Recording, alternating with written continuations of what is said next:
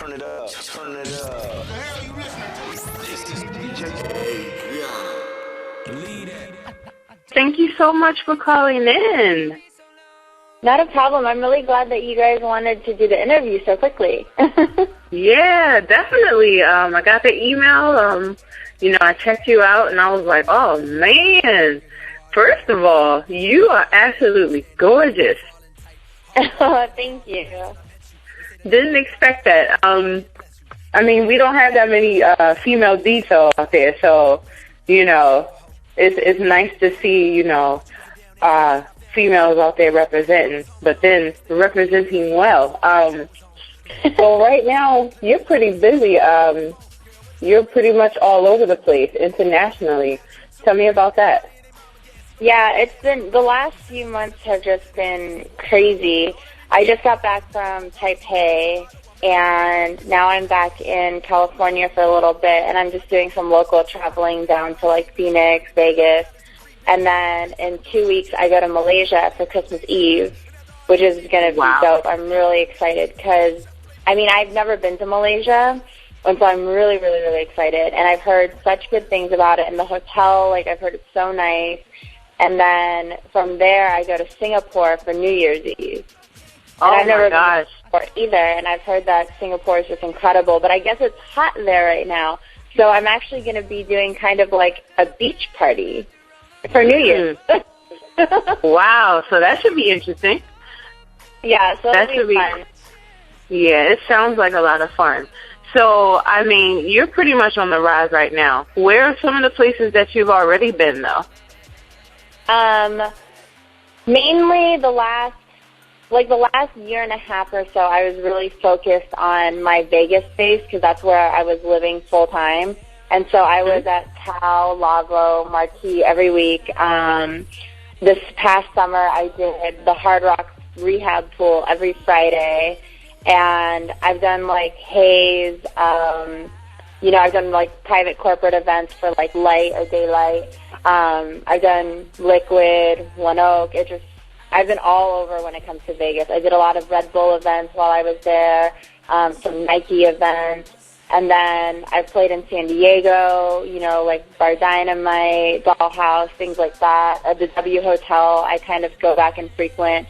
In LA, I've just started playing for, Playhouse, in Scottsdale, because my family lives in Arizona, so whenever I try to go out to Phoenix at least once a month, and I'll play Smashbox or the Mint, Access Radio, CW, whatever comes up. And then for a while I was playing in Louisiana for every holiday weekend, and that was a lot of fun because Louisiana is just a whole different monster. You'll play Pond to Replay and people go crazy. Cool. So basically, you've pretty much covered the entire West Coast, and now you're ready to branch out internationally into some of these other markets. Wow, that just sounds like so much fun. But, just reading a little bit about you, I know that, you graduated, I think it was Arizona State. What made you decide to be a DJ? Music has always been something I've been really in tune with, something I've always been passionate about. My parents are so education-based, where no matter what I would have gone into, I would have gotten my degrees at least to make my parents proud, and also for myself to have. But I always found myself being steered towards nightlife in some way, shape, or form. And the way I got into DJing itself was actually I was working for 944 Media on the Super Bowl. And I already had turntables and vinyl, and, I already played around on, my own setup. And that was kind of what I did for fun. I did it at home. It's kind of like the people that they're not concert pianists, but they have a piano at home, and they'll just get lost in the music sometimes. It was a really similar situation. And then for Super Bowl, the event that we did was 4 days long, and there was a blizzard from New York and Boston and all those northeastern states to Miami. So a lot of the people that we had brought in as talent weren't able to get in on time. So I ended up having to cover one of the DJ sets because the editor at the time knew that I knew how to DJ. Like, he'd heard me at, like, a house party before, like, just playing around on vinyl. And he was like, you know, I need someone that's at 944's caliber. Like, I need someone who I can trust will be the equivalent or better than the person that we booked. And, you know, I know you know this event, and I know you know music, and da-da-da-da. And I was like, all right, cool, like, you know, got to take one for the team, you know?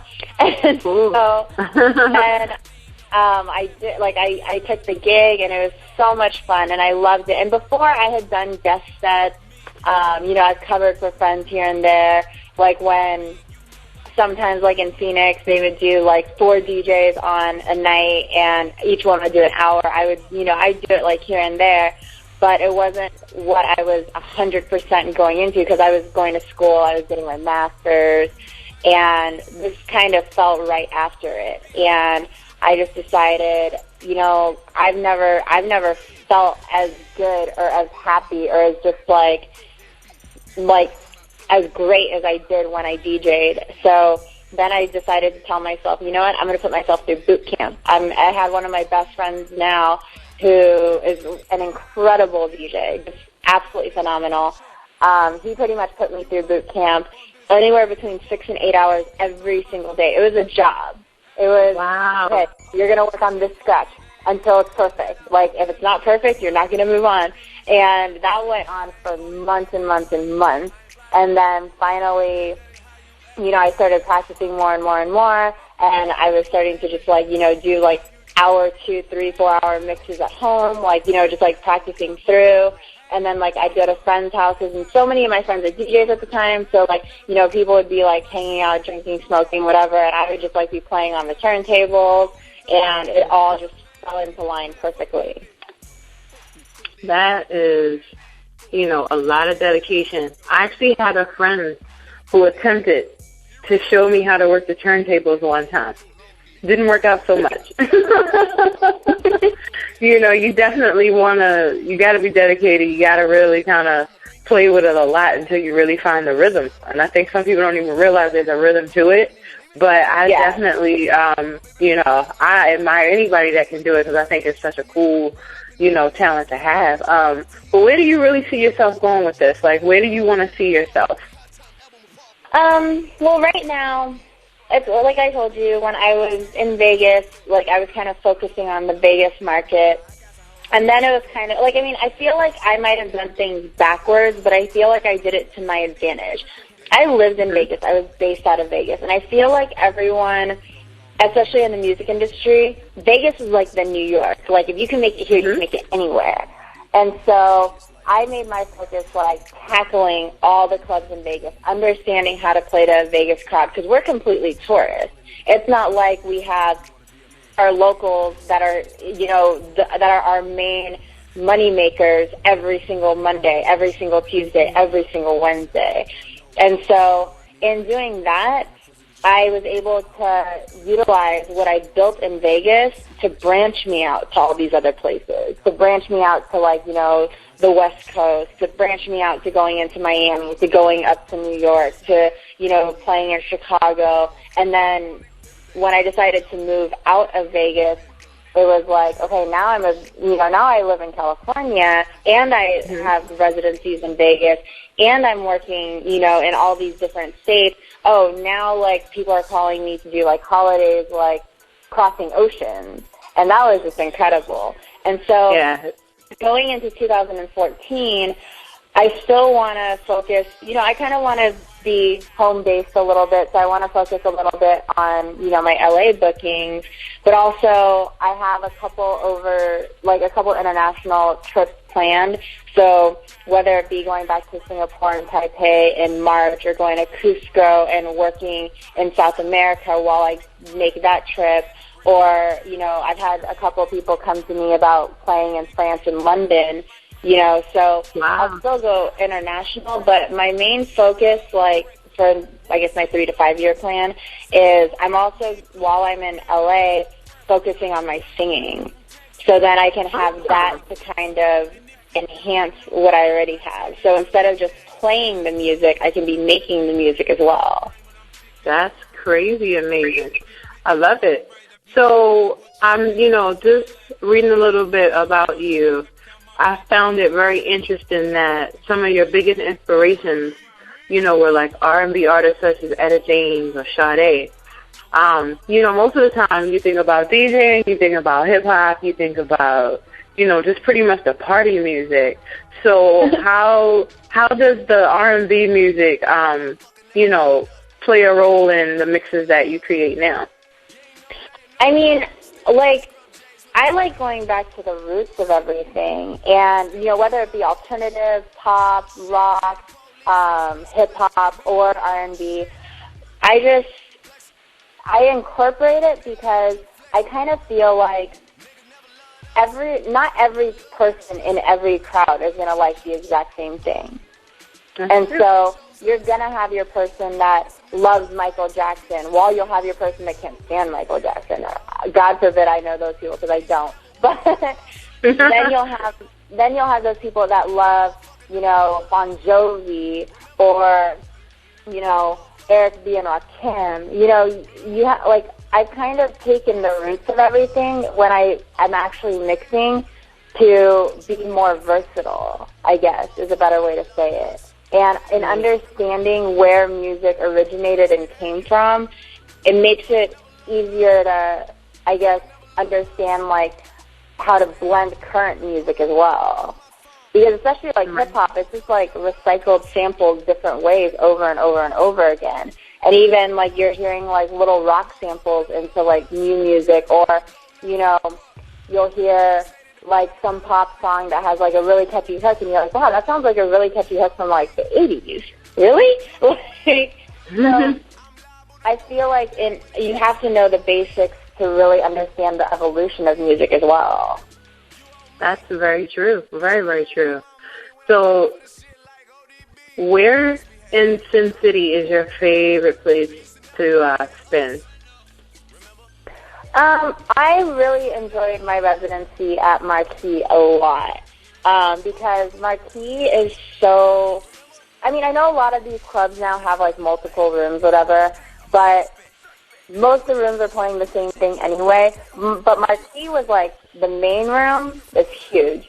All house music when it's a house night. The library is real, feel-good, chill music, 70s, 80s, funk, it's a real, sexy vibe. And then there's downstairs, their boombox, when it's hip-hop, it's, strictly hip-hop. Everything from your Type Away to Marble Floors to, Bring It Back, it doesn't matter, hip-hop only. And so I liked playing there because I really felt like, when my friends want to go hear hip-hop, they just want to hear hip-hop.